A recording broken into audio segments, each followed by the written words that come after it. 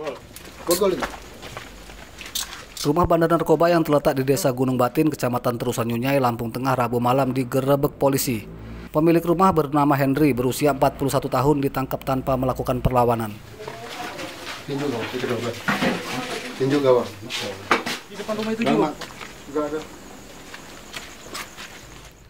Meski sempat mengelak, tersangka akhirnya tak berkutik lagi saat polisi menemukan bong atau alat untuk mengkonsumsi sabu-sabu di tempat sampah di samping rumah.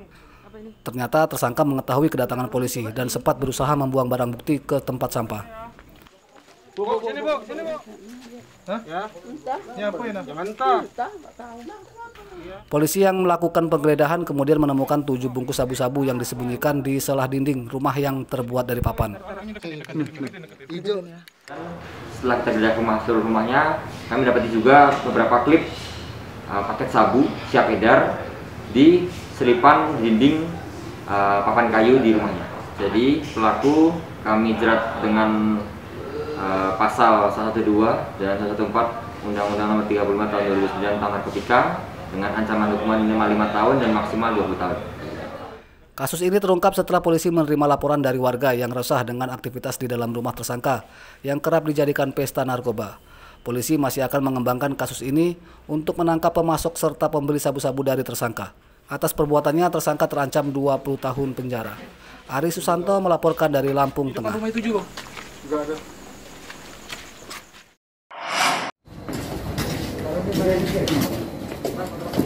Kasus peredaran narkoba yang dikendalikan oleh 2 orang narapidana di Lapas Lampung dibongkar oleh Polres Tanggamus Rabu siang. 7 orang ditangkap dengan barang bukti hampir 1 ons sabu-sabu.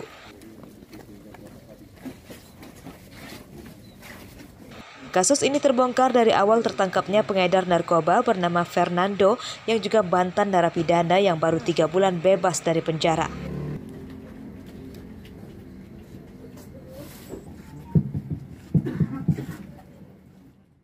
Tersangka ditangkap di rumahnya di Desa Sukabanjar, Kecamatan Gunung Alip, Tanggamus. Dari penangkapan tersangka, polisi kemudian menangkap 4 pengedar lain dan berlanjut ditangkapnya 2 narapidana di Lapas Lampung bernama Hengki Purnama dan Heru Gilang Patria. Hasil pemeriksaan ada 1 DPO yang sedang berusaha kita kerja juga. Ini yang sedang kita lakukan penyelidikan dan kerjasama dengan jajaran Direktorat Narkoba Polda Lampung. Warga Tanggamus juga atau luar? Bukan warga Tanggamus, ini merupakan dari luar daerah, berdomisili di sekitar Provinsi Banda Aceh. Tersangka Fernando mengaku 2 narapidana pengendali peredaran narkoba jaringan ini dikenalnya saat ia masih di penjara. Hengki itu siapa? Hengki yang berada di Lapas Metro. Kenalnya di mana dengan Hengki? Aslinya orang Tanggamus juga, Pak. Asli orang Tanggamus. Orang mana itu? Orang Sukaraja, Gunung Alip. Gunung Alip. Sudah lama kenal dengan Hengki? Sudah, Pak. Sudah berapa lama ngedarkan itu? Dari 2018, Pak. Itu paling banyak berapa yang barang yang sudah diambil? Ini yang paling banyak, Pak. Berapa? Kasus peredaran narkoba yang dikendalikan oleh narapidana ini masih akan dikembangkan polisi untuk memburu pemasoknya yang disebut berasal dari luar Provinsi Lampung.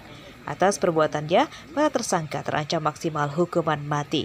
Andri Kurniawan melaporkan dari Tanggamus.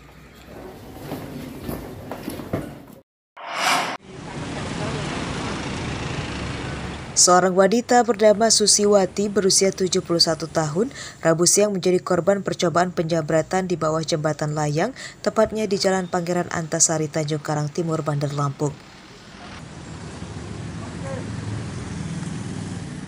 Korban yang menaiki ojek meninggal dunia akibat terjatuh dari sepeda motor. Menurut cucunya, korban meninggal saat dalam perjalanan akan belanja ke Pasar Tugu, Bandar Lampung. Korban jatuh dari motor saat berusaha mempertahankan tas miliknya yang sedang ditarik oleh 2 pelaku jambret yang menggunakan sepeda motor. Korban sempat menjalani perawatan di rumah sakit, namun akhirnya meninggal dunia akibat lukanya di bagian kepala. Beliau keluar ke pasar oleh sama ojek langganan, bukan ojek langganannya. Tapi ojek langganannya siapa kita masih belum tahu, masih kita cari siapa yang langganannya. Kemudian tiba-tiba sampai perempatan flyover Pasar Tugu, ya kan, nah, dijambret, cerita saksinya gitu kan, jambret teriak, terjatuhlah ya kan, mungkin gagal atau gimana, tarik, jatuh ke jalan, terkena kepalanya gitu loh. Menurut warga, kasus penjambretan di jalan bawah jembatan layang Pasar Tugu sudah sering terjadi. Warga meminta pemerintah Kota Bandar Lampung untuk memasang lampu jalan untuk mencegah kriminalitas. Tahu. Ada cuma satu orang untuk korban? Korbannya satu orang. Ibu-ibu umur sekitar 60-an lah. 60-an. Itu memakai motor apa di jalan, Pak? Nah, dia naik ojek. Tapi memang ini banyak kejadian, Pak, di sini. Sering habis subuh, sering. Makanya ini perlu lampu lagi nih, penerangan. Dua ini sampai itu harus penerangan. Nanti kejadian bukan sekali ini aja, Pak? Bukan kali ini, sering. Pokoknya dari sini sampai ke sini, sampai sini itu sering. Kasus ini telah dilaporkan ke Polresta Bandar Lampung. Polisi telah meminta keterangan dari sejumlah saksi untuk mengungkap kasus ini dan menangkap para pelakunya. Robi Laste melaporkan dari Bandar Lampung.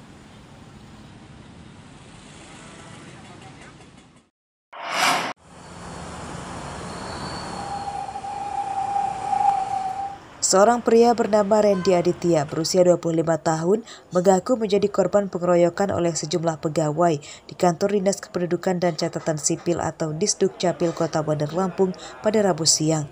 Pengeroyokan itu kemudian dilaporkan ke Polresta Bandar Lampung.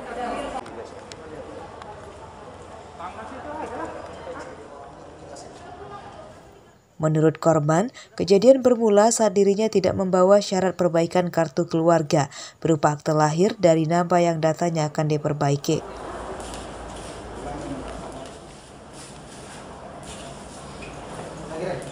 Korban yang tetap memohon kartu keluarganya diperbaiki tanpa syarat itu kemudian terlibat keributan dengan sekelompok orang, diduga pegawai Disduk Capil. Cekcok mulut pun berakhir dengan perkelahian. Ini sih gara-gara ada salah kakaknya, ada yang salah ininya apa penamaannya salah. Habis itu saya minta benerin kan, kata dia suruh bawa aja akte kelahirannya. Saya cuma minta aku saja bang, kan di sini contohnya udah ada kata saya kan contohnya udah ada. Dia nggak mau, masih nyuruh saya pulang dulu ngambil akte kan. Terus cekcok. Saya nggak mau kan, orang tinggal ngapus doang, cekcok di situ adu mulut. Menurut saksi, saat kejadian ada beberapa pegawai yang berusaha melerai namun keributan tetap terjadi.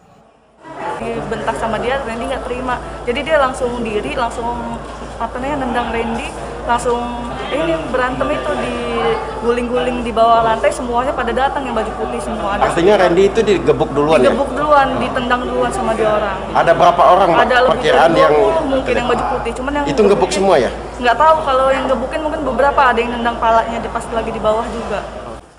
Perkelahian yang tidak imbang itu mengakibatkan Randy Aditya mengalami luka memar di bagian wajahnya. Belum ada klarifikasi terkait kejadian ini dari pihak Disduk Capil Kota Bandar Lampung. Kasus ini ditangani Polresta Bandar Lampung. Robi Laste melaporkan dari Bandar Lampung.